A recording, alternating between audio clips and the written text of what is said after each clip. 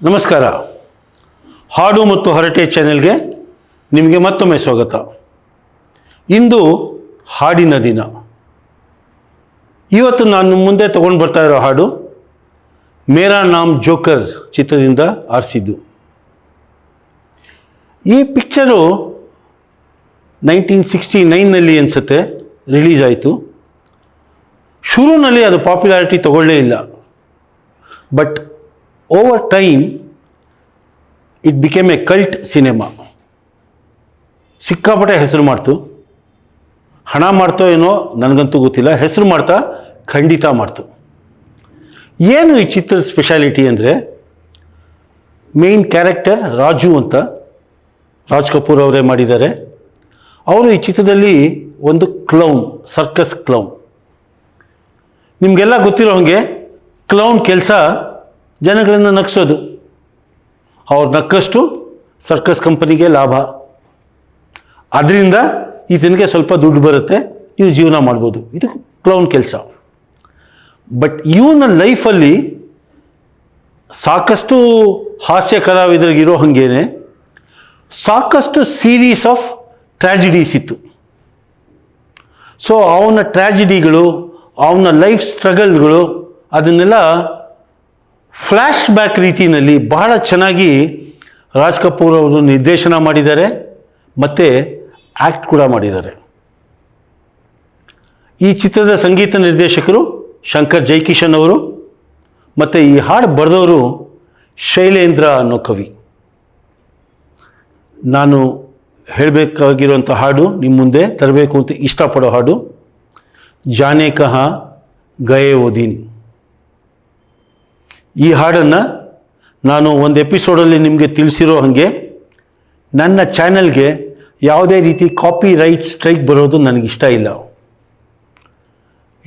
ಒಪ್ಕೋತೀನಿ, ಯಾವುದೇ ಹಾಡನ್ನು ಒಂದು ಮ್ಯೂಸಿಕ್ ಬ್ಯಾಕ್ಗ್ರೌಂಡ್ ಜೊತೆ ಹಾಡಿದ್ರೆ ಆ ಹಾಡು ಲೆವೆಲ್ಲೇ ಸ್ವಲ್ಪ ಮೇಲೆ ಹೋಗುತ್ತೆ. ಬಟ್ ಈ ಕಾಪಿ ರೈಟ್ ಸ್ಟ್ರೈಕ್ ಇದೆಯಲ್ಲ, ಅದು ನನಗೆ ವೈಯಕ್ತಿಕವಾಗಿ ನನ್ನ ಮೇಲೆ ಬರೆ ಹೇಳ್ದಂಗೆ ಅನಿಸುತ್ತೆ. ಆದ್ದರಿಂದ ಈ ಹಾಡನ್ನು ನಾನು ಯಾವುದೇ ಮ್ಯೂಸಿಕ್ ಇಲ್ದಿರೆ ಹಾಡ್ತೀನಿ. ಯಾವಾಗಲೂ ಈ ಥರ ಹಾಡ್ದಾಗ ಕೇಳ್ಕೊಳ್ಳೋ ಹಾಗೆ ಈ ಹಾಡು ಕೇಳಿದ ಮೇಲೆ ಈ ಹಾಡನ್ನು ಒಂದು ಮ್ಯೂಸಿಕ್ ಸಮೇತ ಕೇಳಿ, ಅದರ ಆನಂದ ದುಪ್ಪಟ್ಟಾಗತ್ತೆ. ಈಗ ನನ್ನ ಧ್ವನಿಯಲ್ಲಿ ಮುಖೇಶ್ ಅವರು ಹಾಡಿದಂಥ ಹಾಡಿದು. ಮುಖೇಶ್ ಹಾಡು ಅಂದರೆ ಒಂದು ಟಿಂಜ್ ಆಫ್ ಸ್ಯಾಡ್ನೆಸ್ ಇದ್ದರೆ ಆ ಹಾಡಿನ ಬ್ಯೂಟಿನೇ ಚೆನ್ನಾಗಿರುತ್ತೆ. ಈ ಹಾಡಲು ಆ ಟಿಂಜ್ ಸಾಕಷ್ಟೇ ಇದೆ. ಅದನ್ನು ನನ್ನ ಧ್ವನಿಯಲ್ಲಿ ಈಗ ಹೇಳ್ತೀನಿ, ಕೇಳಿ. ಜಾನೆ ಕಹಾ ಗಯೇ ವೋ ದಿನ್ कहते थे तेरी राह में नजरों को हम बिछाएंगे. जाने कहाँ गए वो दिन कहते थे तेरी राह में नजरों को हम बिछाएंगे. चाहे कहीं भी तुम रहो, चाहेंगे तुमको उम्र भर, तुमको न भूल पाएंगे. मेरे कदम जहाँ पड़े सजदे किए थे यार ने.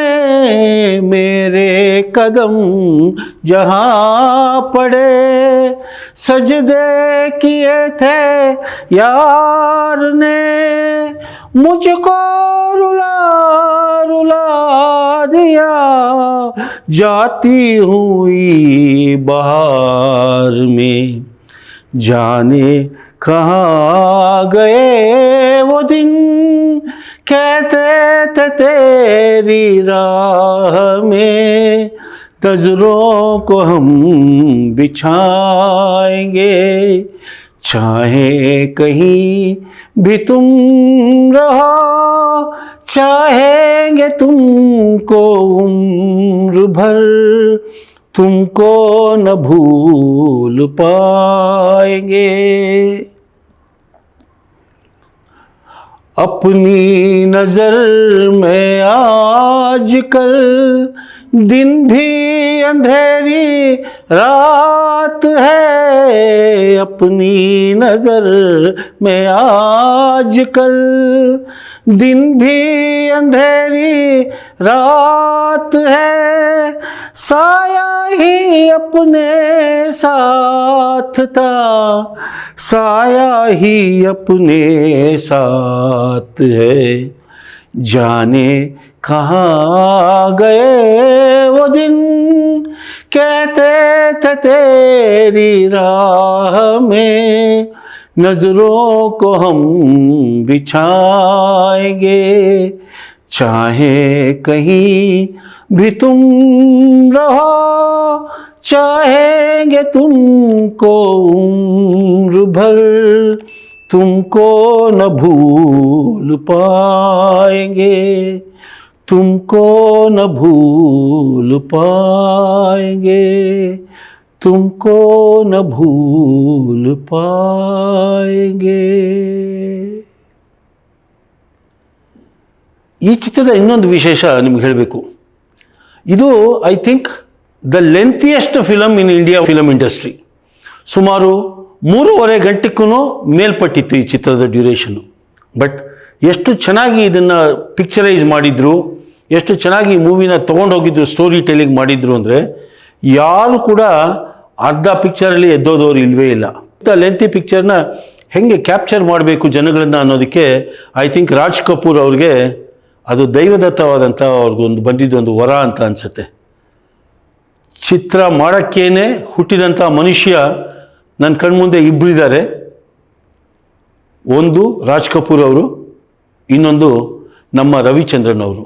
ಐ ಥಿಂಕ್ ಇವರಿಬ್ಬರು ಹುಟ್ಟಿದ್ದೇನೆ ಫಿಲಮ್ಸ್ ಮಾಡೋದಕ್ಕೋಸ್ಕರ. ಫಿಲಮ್ಸ್ ಮೂಲಕ ಜನಗಳಿಗೆ ಅವರ ಏನು ಹೇಳಬೇಕು ಅಂತಿದ್ದಾರೆ ಮೆಸೇಜನ್ನು ತಲುಪಿಸೋದಕ್ಕೆ, ಜನಗಳನ್ನು ಎಂಟರ್ಟೈನ್ ಮಾಡೋದಕ್ಕೆ. ನೋಡಿ ಎಂಥ ವಿಪರ್ಯಾಸ. ಸಕ್ಸಸ್ಫುಲ್ ಫಿಲಮ್ ಮೇಕರ್ಸ್, ಬಟ್ ಅವ್ರದ್ದೇ ಆದ ಸ್ಟ್ರಗಲ್ಗಳನ್ನು ದಾಟ್ಕೊಂಡು ಬಂದಿದ್ದಾರೆ. ಅಫ್ಕೋರ್ಸ್ ರಾಜ್ ಕಪೂರ್ ಅವ್ರು ನಮ್ಮ ಮುಂದೆ ಇಲ್ಲ. ರವಿಚಂದ್ರನ್ ಅವರು ಈಗಲೂ ಎಷ್ಟೇ ಕಷ್ಟ ಇರಲಿ ಅವ್ರಿಗೆ ಗಟ್ಟಿಯಾಗಿ ನಿಂತು ಅವ್ರ ಮುಖದಲ್ಲಿ ಒಂದು ಇಷ್ಟು ಕೂಡ ನೀವು ಅವ್ರ ಮುಖದಲ್ಲಿ ರಿಗ್ರೆಟ್ ನಿಮ್ಗೆ ಕಾಣೋಕ್ಕಾಗಲ್ಲ, ನೋವು ನೋಡೋಕ್ಕಾಗಲ್ಲ. ಆ ರೀತಿ ಅವರು ತಮ್ಮ ಜೀವನನ ರೂಪಿಸ್ಕೊಂಡು ಹೋಗ್ತಾ ಇದ್ದಾರೆ. ಐ ಥಿಂಕ್ ಗ್ರೇಟ್ ಪರ್ಸನಾಲಿಟೀಸ್ ಅಂತ ಯಾವಾಗ ನಾನು ಯೋಚನೆ ಮಾಡಿದ್ರೆ ಇವರಿಬ್ಬರು ನನ್ನ ಕಣ್ಣು ಮುಂದೆ ಬರ್ತಾರೆ. ಮಿತ್ರರೇ, ಈ ಹಾಡು ನಿಮ್ಗೆ ಇಷ್ಟ ಆದರೆ ದಯವಿಟ್ಟು ನಿಮ್ಮದೊಂದು ಲೈಕ್ ಕೊಡಿ. ಮುಂಚೆ ಹೇಳ್ದಂಗೆ ಈ ಎಪಿಸೋಡ್ ಮುಗೀತಿದ್ದಂಗೆ ತಿರ್ಗಾ ಯಾವುದಾನ ಒಂದು ಟ್ರ್ಯಾಕಿಗೆ ಹೋಗಿ ಈ ಹಾಡನ್ನು ಮ್ಯೂಸಿಕ್ ಬ್ಯಾಕ್ಗ್ರೌಂಡಲ್ಲಿ ಕೇಳಿ. ತುಂಬ ಚೆನ್ನಾಗಿ ಅನಿಸುತ್ತೆ, ತುಂಬ ಚೆನ್ನಾಗಿ ನಿಮ್ಗೆ ಫೀಲ್ ಮಾಡ್ತೀರಾ. ಯಾವಾಗಲೂ ಹೇಳೋ ಹಂಗೆ ಹಾಡು ವಿಭಾಗದ ಗುರಿನೇ ಜನರನ್ನು ಹಾಡುಗಾರರನ್ನಾಗಿ ಮಾಡೋದು, ಜಾಸ್ತಿ ಜನ ಹಾಡು ಹೇಳೋದಕ್ಕೆ ಎನ್ಕರೇಜ್ಮೆಂಟ್ ಕೊಡೋದು. ದಯವಿಟ್ಟು ನಿಮ್ಮ ಹಾಡನ್ನು ಹಾಡಿ ನಮಗೆ ಕಳಿಸ್ಕೊಡಿ. ನಮ್ಮ ಚಾನೆಲ್ಗೆ ಯಾವತ್ತೂ ದಾರಿ ಮುಕ್ತವಾಗಿರುತ್ತೆ, ನಿಮಗೋಸ್ಕರ ಕಾಯ್ತಾ ಇರ್ತೀನಿ. ನಿಮ್ಮ ಹಾಡನ್ನು ಪರಿಚಯಿಸೋಣ, ನಿಮಗೆ ಕೂಡ ಸಂತೋಷ ಕೊಡೋಣ.